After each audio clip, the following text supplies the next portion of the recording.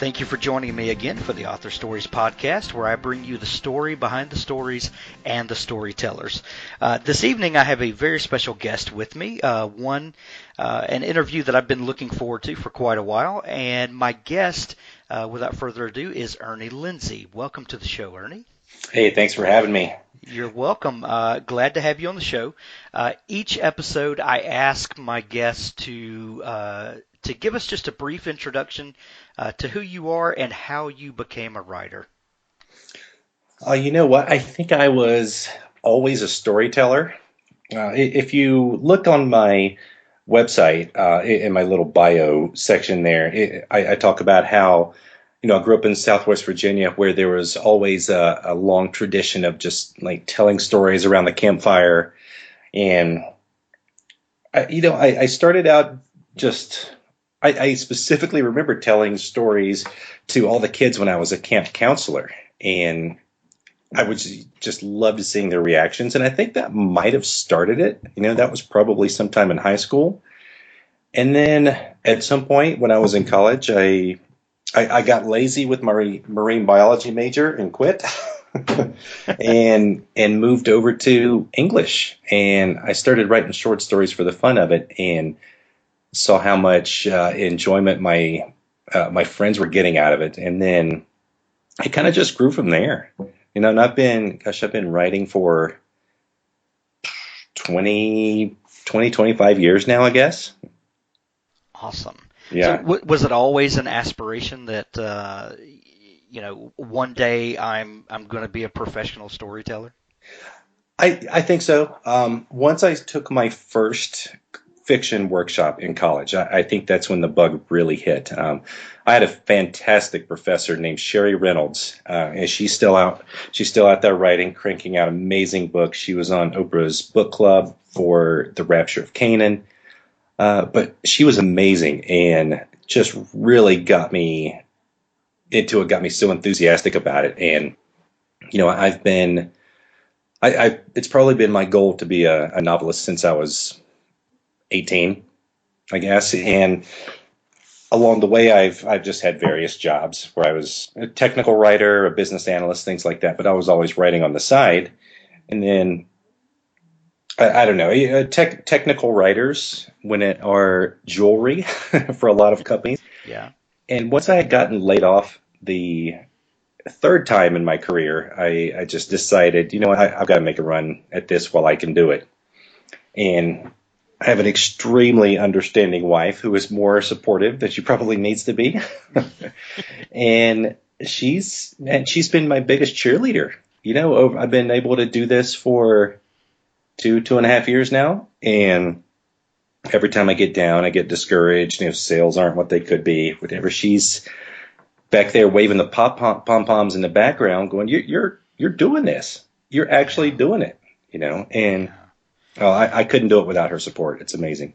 Absolutely. And that reminds me that I think it was Hugh Howey wrote a blog post maybe about a year ago where he was talking about the landscape of publishing now, where maybe all indie authors aren't able to do this full time or whatever, but there's a large number of writers that are able to pursue their passion and make some money and actually have a hobby that pays them. And I think it behooves us all that when those dry times come to just think that, man, we live in a time where we get to create art and actually have a way to get it out to people. Isn't that amazing? It is. I wrote quite a bit. I wrote for years. I had 2 or 3, I think 2.5, 3 novels finished before I ever even started down the indie path. And I had submitted, and I'd gotten really close a few times. Agents had always loved my work and were really close to signing me on. But they would just come back with, "We love it. We just don't think we can sell it to the people that we know. Keep trying. Somebody out there will."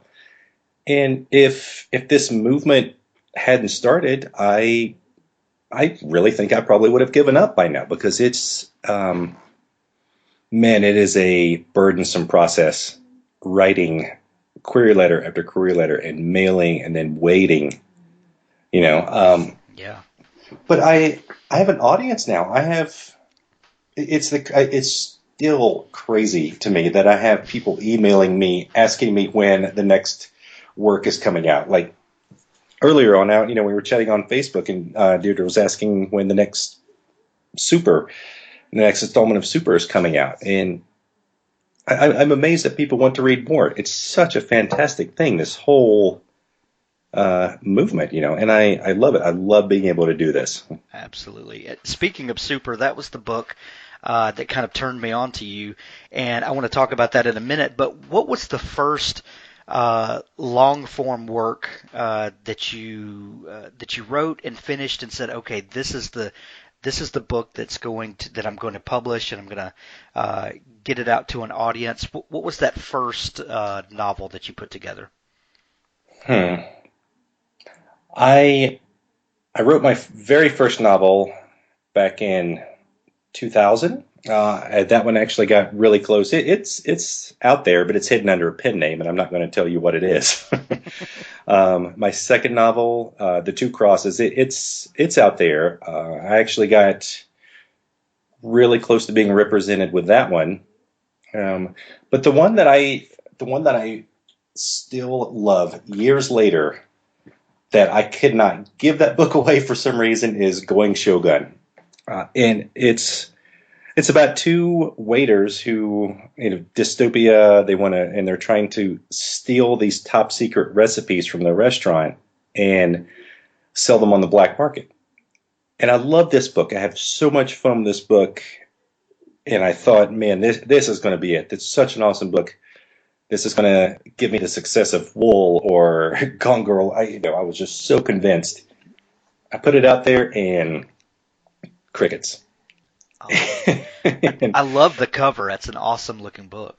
it's and the writing inside there is, I just had so much fun with it, but it didn't do anything for me. And I think so those three were really the catalyst to me sitting back and saying, okay, why is this stuff that I think is good not selling? So then I kind of stepped back and I looked at the market, and I told my wife one morning, I was driving her to work. I said, you know what? Um, Game of Thrones is really popular. Hunger Games is really popular. It seems like having a female lead is really popular. And my wife's name is Sarah, by the way. I said, I think I'm going to write a book and call it Sarah's Game, and we'll see what happens. And about halfway through it, I decided, I was like, you know what, I think I have something here. And I was doing technical writing um, for a small company, contract work, and my wife she was 7 or 8 months pregnant at the time. And I said, I cannot go back to doing technical writing anymore. I think this book is something, trust me. And she did. I don't know why she's insane for trusting me, but Sarah's Game worked. It worked, and I still don't know why. The book sells itself. I've never had to do anything to promote it, and that book has made my career. And once Sarah's Game took off, I thought, okay, I've got something here. I can do this. Yeah. What's the premise of Sarah's Game? Sarah's Game is about a mother whose three children are kidnapped all at the same time from different schools, and then she's forced to play a game by this crazy person to try to get them back. Oh man! So is this a psychological thriller kind of Psychological thing? thriller. I came up with this story about kidnapping children while my wife was pregnant with our first child. I'm a little, a little demented, possibly. My wife would have never let me get away with that. Well, that's speaking of that specifically, right there. That's one of the things that I've been talking to, like Michael Bunker about, Jason Gurley, Eric Wex, a lot of my author friends. I've recently decided that I really have to stop writing like I'm worried that I'm going to offend my mom. Yeah. That's kind of where I don't know if you've seen the series that I'm starting under the pen name, the Ghost Hunter private investigator series. But I've you said your wife wouldn't let you get away with that. I feel like as writers we have to get past that. Yeah. So you said that Sarah's Game found an audience pretty quickly? Yeah, I uploaded that book. I it's a tradition of mine to upload a book right before I go to bed, so I'm not sitting there for 6 hours chewing my fingernails waiting on it to go live. Right, right. I uploaded it and I woke up the next morning and I had sales already.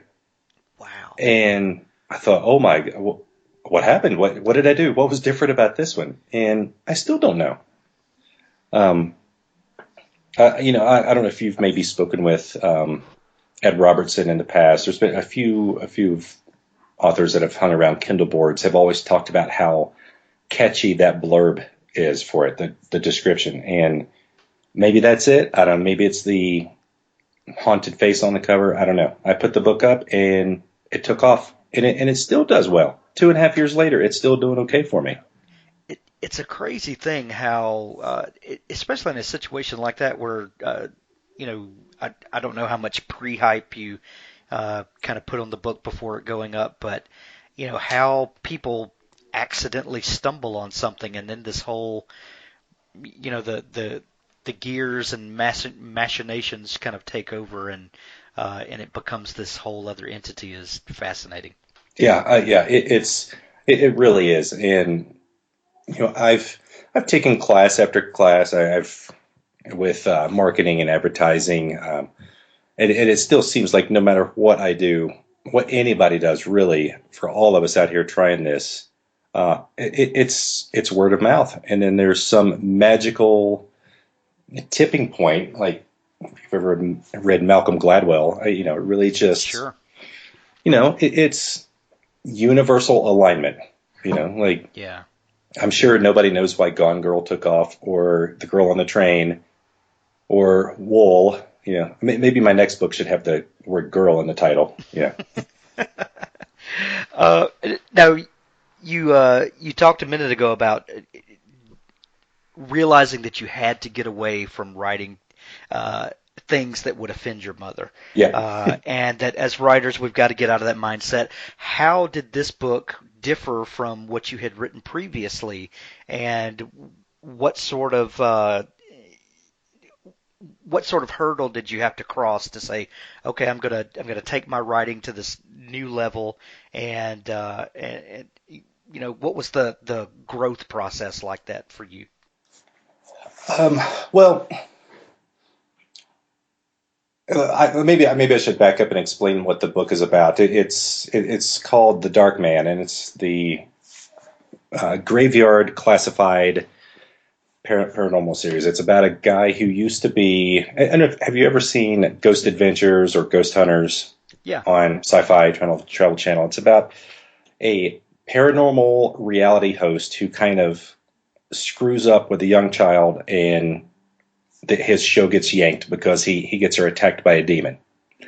And so he's still kind of he's conflicted because he's still out there looking, trying to get his old level of fame back, but at the same time he wants to go find this demon that attacked this little girl and earn his redemption, right? So he was kind of doing it for the girl, but it's also self-serving at the same time. Very conflicted dude. But so what, I still don't know if I really stepped across the boundary that I had set for myself, other than going a little darker and dropping the F bomb more.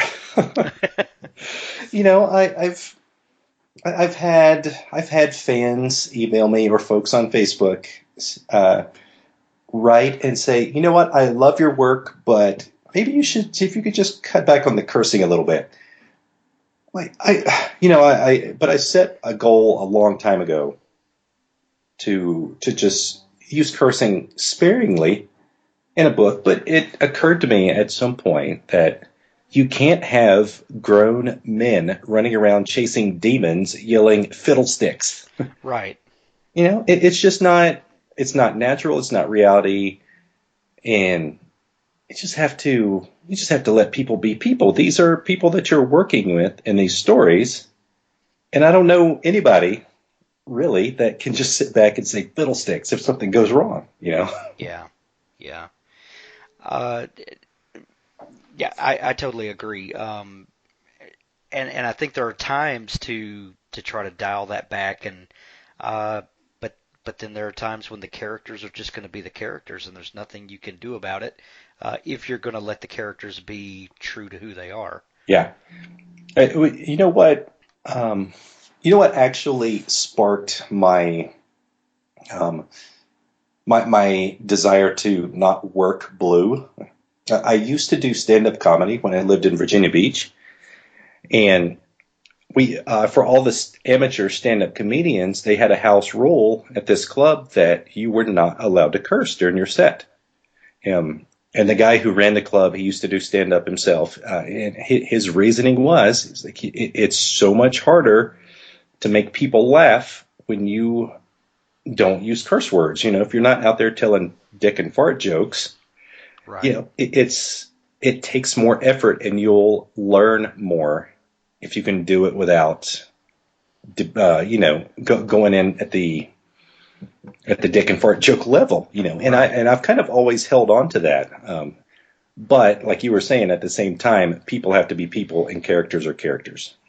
Right. And I totally agree with you. I uh, will. There are certain places I just won't go, and but at the same time, uh, sometimes you do more harm to the story by holding on to your own level of censorship, I guess. It's a Yeah, fine line exactly. that I think a lot of writers struggle with, honestly.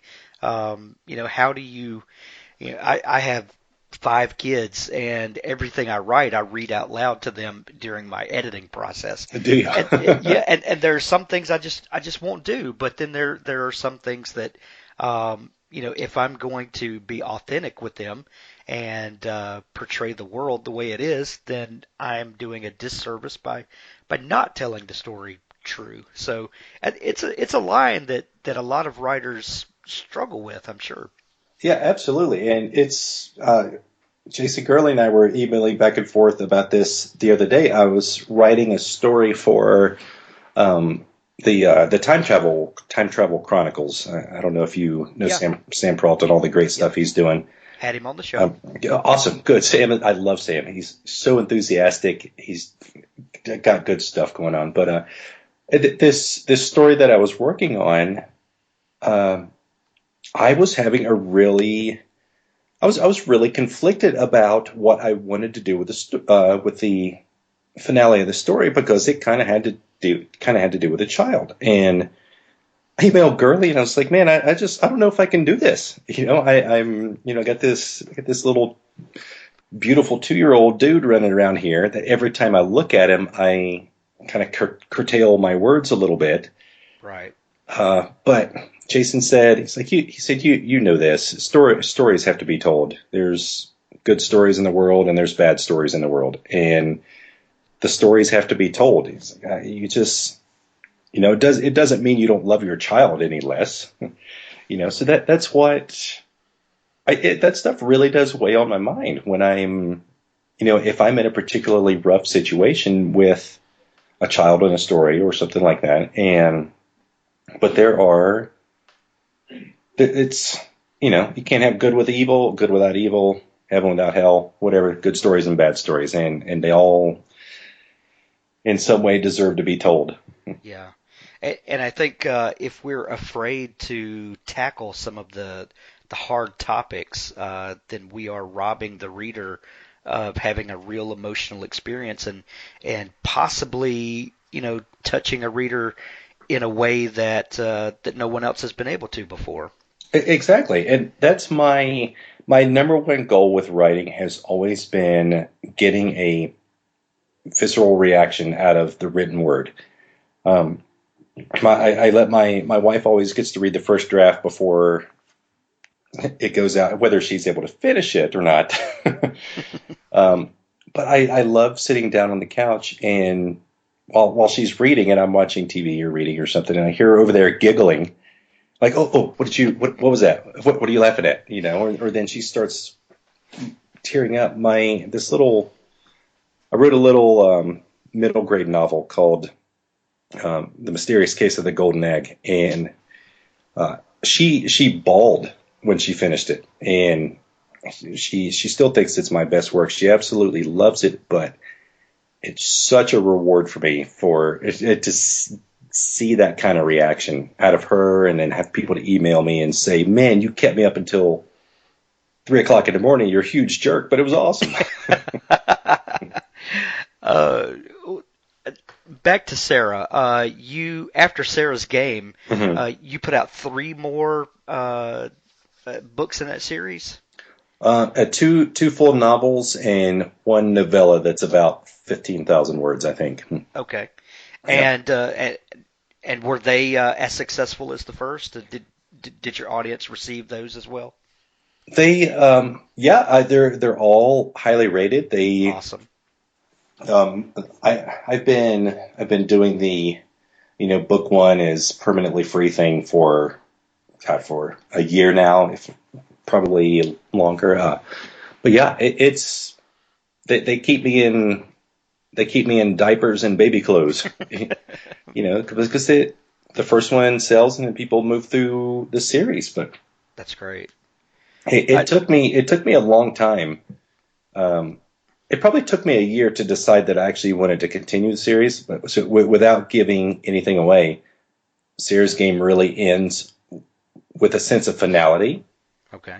And for the longest time, I felt like, no, there's nothing else there to be told. But as well, no, that's not true. The book never ends there. Right. You know, So is that series finished now? I have been tempted lately to go back to it, and I would have to really dig around in the characters to see what I could find. Um, I do have people that email once in a while and ask if I'm ever going to write anything else. Uh, the way the third book ends, the third book is actually tied into another novel of mine called The White Mountain. Okay. Um, and The White Mountain ends with not necessarily a cliffhanger, the story's tied up, but there's definitely a room for a sequel to The White Mountain.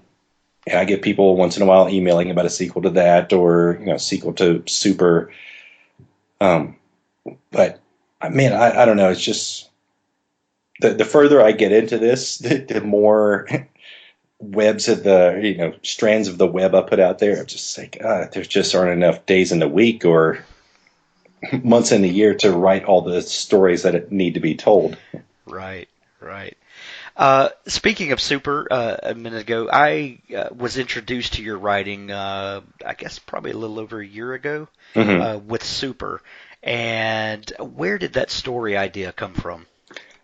I love telling this story and nobody ever believes me. I actually dreamt that plot. Oh, Um, I completely believe you. Uh, I had a dream one night. It originally started out that somebody had assassinated Superman off the coast of the Maldives.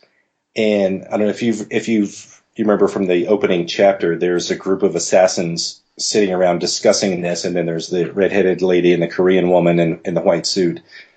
And it was such a deeply involved dream that I was in there, man. And then I woke up before I got to find out what happened. And I woke up, I was so frustrated because I was like, holy crap, now I have to sit down and write this novel. oh, that's so It, awesome. it I didn't I was so intrigued by this dream that I wrote an entire novel just to find out what happened. That is awesome. I get ideas the exact same way. I and I joke with my wife that because we have a large family, there's always stuff going on at home, and the only place there is to think and concentrate is when you dream. So, Yep. Yep. I no, I'm there. um, how long did it take you to write Super? Uh Super was probably a couple of months, I think. Um If you remember, the structure is fairly complicated. Yeah. It's it alternates between it's two different timelines with a present timeline and how he got to this point 6 months back, and they alternate. Uh, so if I'm really cranking on a story, I can write a 60 or 70,000 word novel in about a month. Um, but with Super, it was so complicated and there were so many moving parts that I slacked off and it took me 2 months. Did, are you an outliner or a pantser, or are you some sort of hybrid between the two? Uh, I, I always feel like the right answer is an outliner, but I'm not.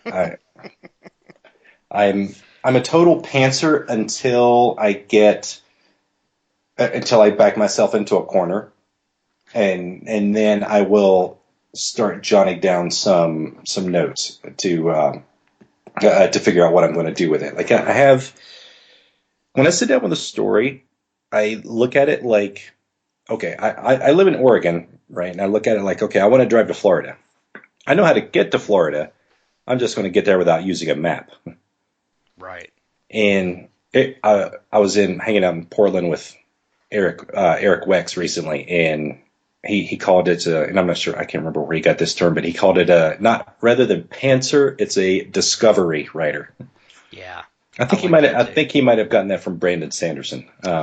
Yeah, and I think who is I think it's George R. R. Martin uses the terms architect and gardener. Mm-hmm. And I really like that the gardener's down milling around in the soil, and you never know what you'll find, and I really like that analogy as well.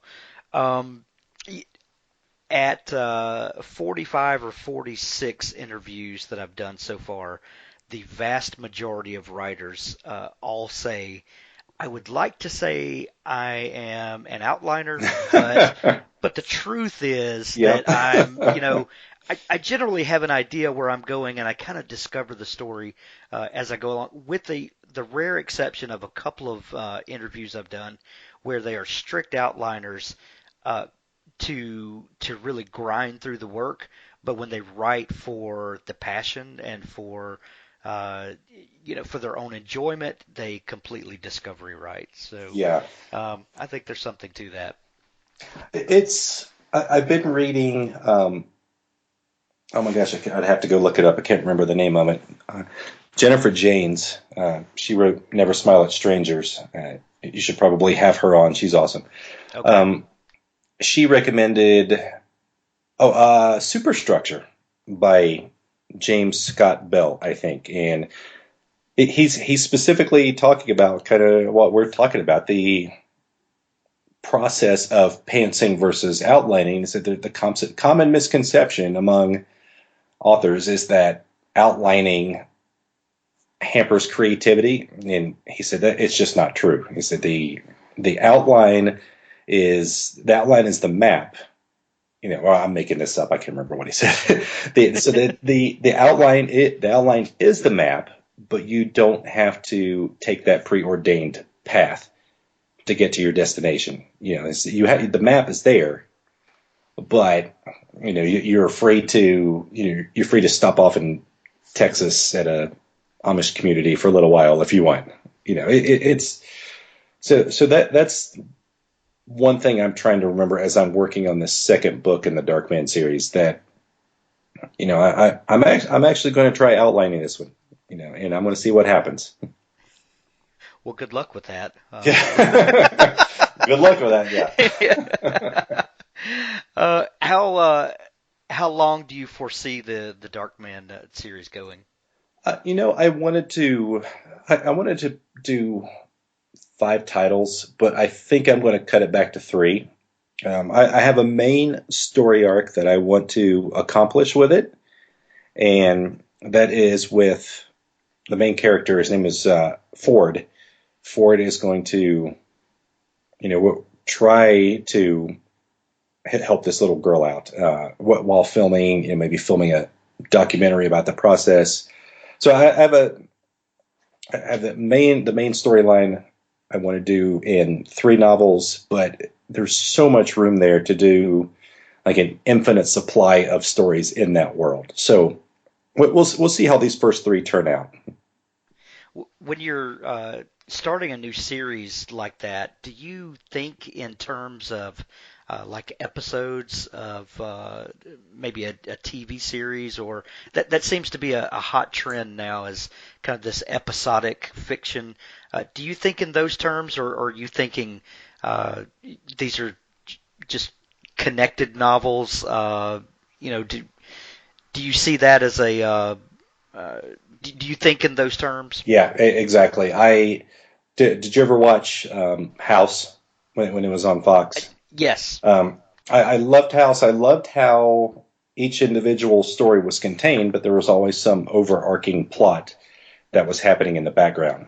And that's when I uploaded this first book to Kindle Scout.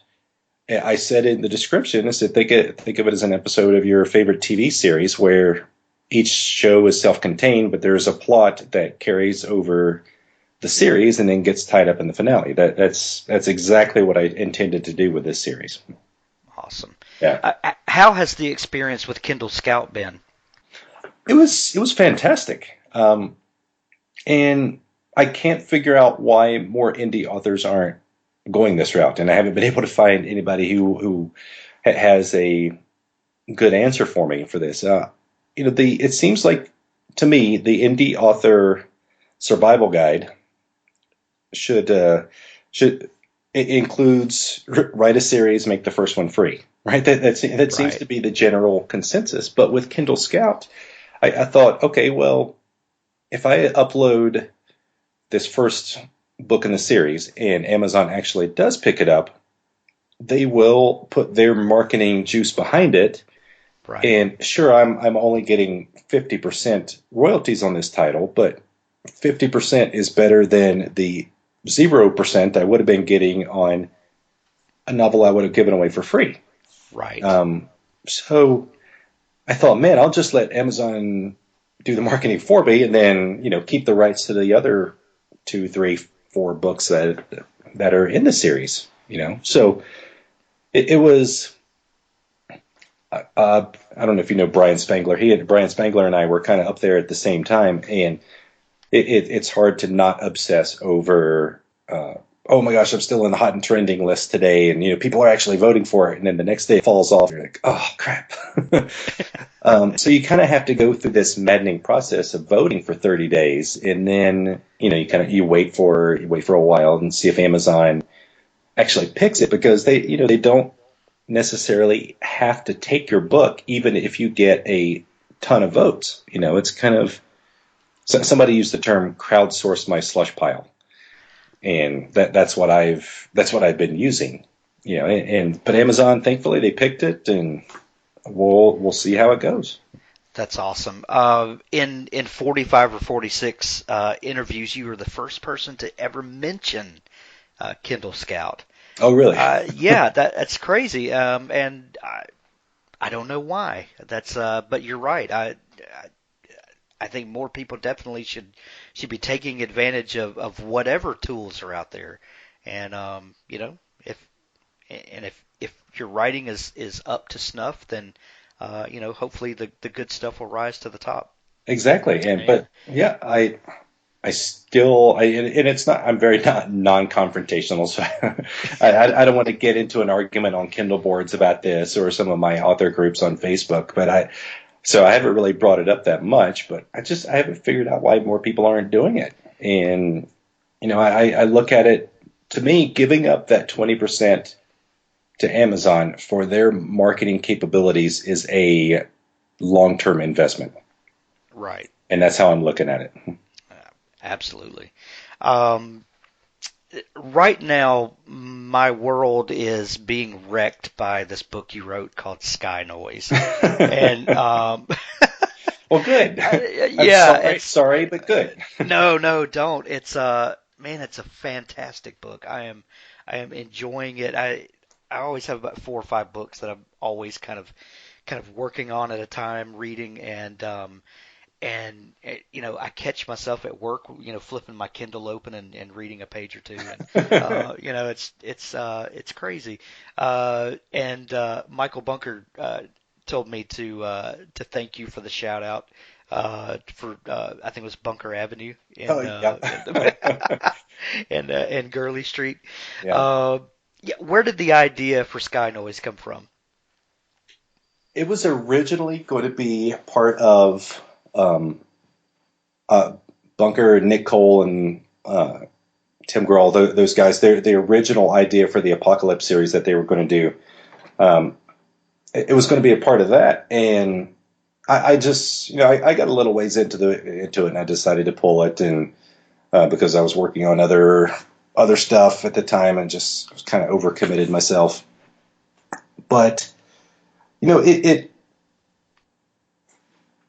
honestly, I don't even know. I was looking up uh, weird theories one day. I can't even remember what I typed into Google, like, weird apocalypse stories or something. And like it says in Sky Noise, the Croatan people actually have this belief that there's a god. There was a god on the island who would turn people into uh, animals, rocks, and trees Trees, yeah. if they offended this god. And my weird apocalypse story was originally going to be whenever these sky noises came around, like whole cities would turn into trees and rocks and animals and stuff. And at some point, I'm not even sure how I got there. Like the more I started writing this discovery process, the more I started writing, the more the idea of the conspiracy theory and the time travel and